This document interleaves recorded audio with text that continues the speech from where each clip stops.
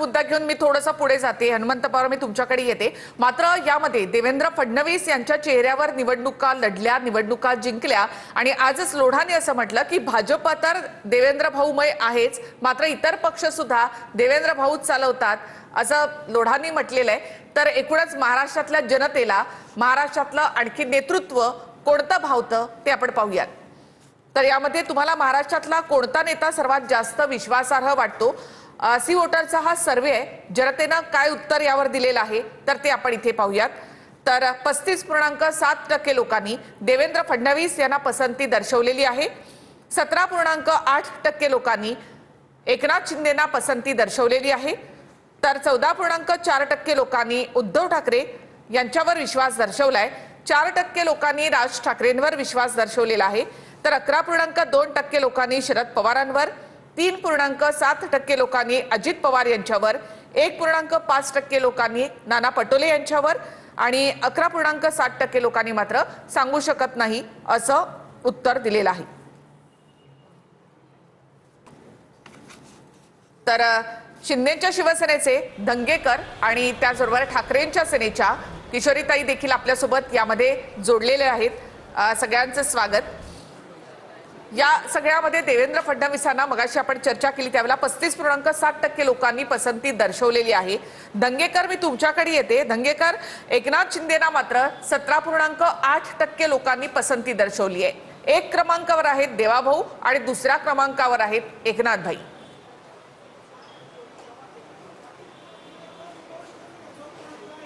Hello Dangekar, माझा आवाज येतोय? हा येतो.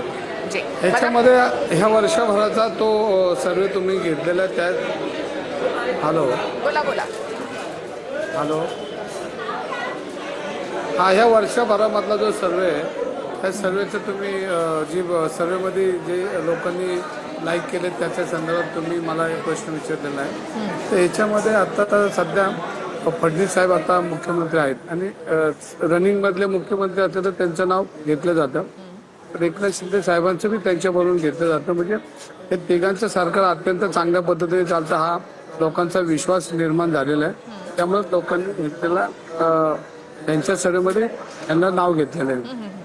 नक्कीच दंगेकर, मात्र आज लोढा असं म्हणाले की भाजप तर देवेंद्र भाऊमय आहेच, मात्र इतर पक्ष सुद्धा देवेंद्र भाऊच चालवतात.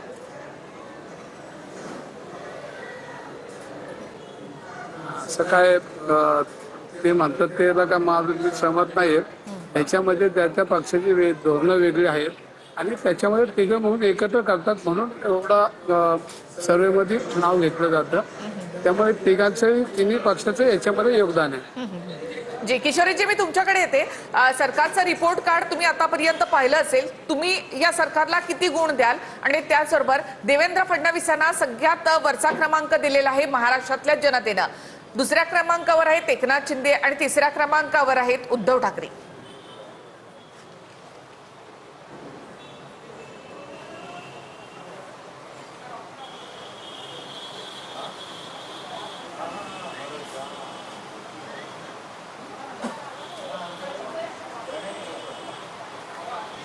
जी किशोरीजी, माझा आवाज येतोय?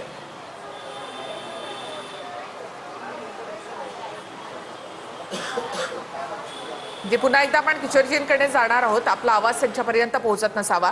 मात्र हा मुद्दा आहे की देवेंद्र फडणवीस यांना पसंती दर्शवलेली आहे. त्यांच्या कामगिरीवर या ठिकाणी लोकांनी पसंती दर्शवली आहे. हनुमंत पवार, वाटतं तुम्हाला असं?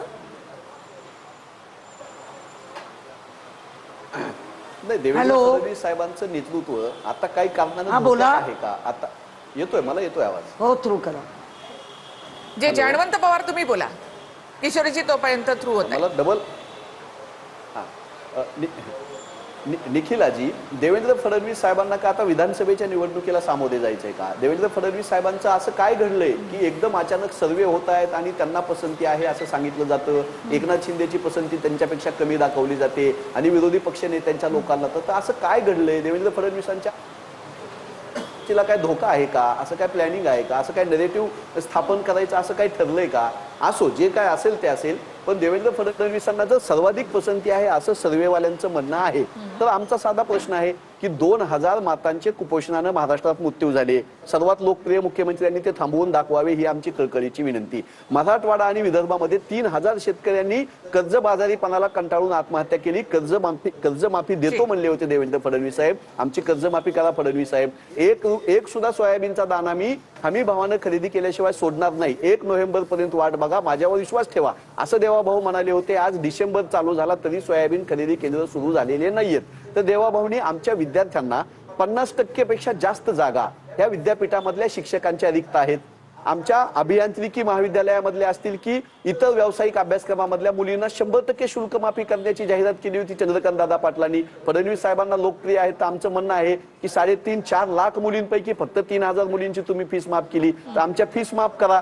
ज्या मराठ्यांना आरक्षण दिलं म्हणून भाजपाचे प्रवक्ते सांगतायत, लोकप्रिय देवेंद्र फडणवीस साहेबांनी मराठवाड्यामध्ये ओबीसीचे सर्टिफिकेट मराठ्यांना का नाहीत दिले म्हणून विचारावं एकदा तिथल्या यंत्रणेला. त्यामुळे महाराष्ट्रामध्ये शेतकरी, महिला, आदिवासी, दलित, ओबीसी या सगळ्या लोकांना जर त्यांच्या आयुष्यात फरक काय पडणार नसेल आणि तुम्ही फक्त मीडिया मॅनेजमेंट करून सर्वेच्या माध्यमातून तुमची प्रतिमा थोपणार असाल तर त्याला आमचा नाविलाज आहे. महाराष्ट्राचं जनमानस हे शेतकरी आत्महत्येनं सध्या व्यथित आहे.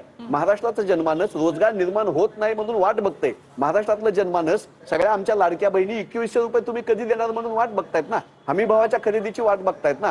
5000 रुपये ज्यावेळेस आंतरराष्ट्रीय मार्केटमध्ये साखर भेटत होती त्यावेळेस याच देवाभाऊच्या लाडक्या मोदी साहेबांनी निर्यात बंदी लादली. आता 3500 क्विंटलला साखर आली मग आता निर्यात करा म्हणताय. आमचा साखर उद्योग तुम्ही संपवताय. 40 रुपयानं आमचा कांदा जात होता त्यावेळेस देवाभाऊच्या लाडक्या मोदी साहेबांनी कांद्याला निर्यात बंदी लादली आणि आमचा कांदा 2 आणि 5 आणि 6 रुपयाने गेला. तर देवाभाऊंनी जर ते लोकप्रिय आहेत तर ती लोकप्रियता आमच्या शेतकऱ्यांसाठी वापरावी, आमच्या विद्यार्थ्यांसाठी वापरावी, आमच्या आरोग्याच्या प्रश्नावरती लोकप्रियता कामी आणावी.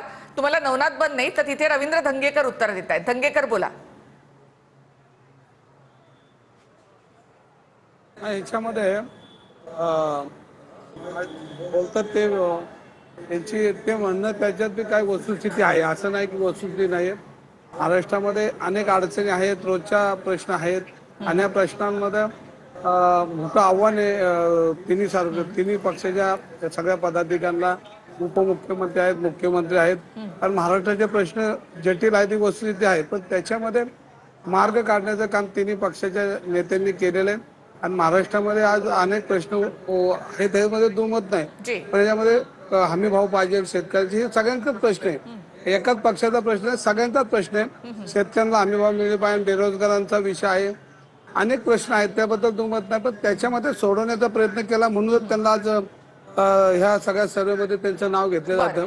पण हे सर्वेमध्ये नाव घेताना तिन्ही पक्षांचे नेते आहेत, ते चांगलं काम करतात म्हणून सर्वेमध्ये त्यांचं नाव येतं. जी जी किशोरीजी, मगाशी मी तुम्हाला विचारलं होतं की या सगळ्यामध्ये एक क्रमांकावर आहेत देवेंद्र फडणवीस, दुसऱ्या क्रमांकावर आहेत एकनाथ शिंदे आणि तिसऱ्या क्रमांकावर आहेत उद्धव ठाकरे.